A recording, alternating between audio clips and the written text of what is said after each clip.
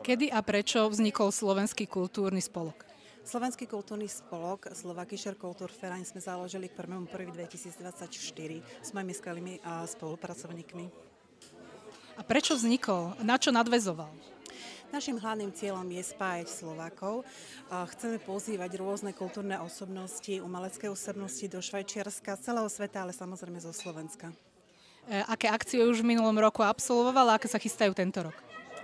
Budem stručná, pretože väčšinu našich akcií si môžete pozrieť na www.slovenskakultura.ch a je ich niekoľko. Mali sme v pláne prvý rok zorganizovať 2 až 3 podujatia. V každom prípade tento rok ich plánujeme 18, takže sa nám to pekne nabalilo. Koľko členov už má spolok a plánujete sa rozšíriť? Samozrejme, o náš spolok sa okamžite objavil záujem, čo nás veľmi potešilo a v podstate sami ľudia sa nám hlásia.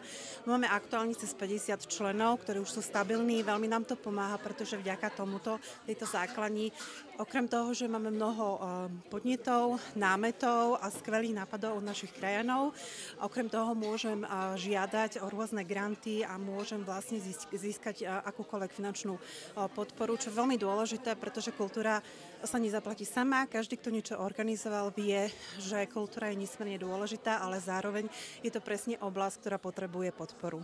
Ďakujeme veľmi pekne.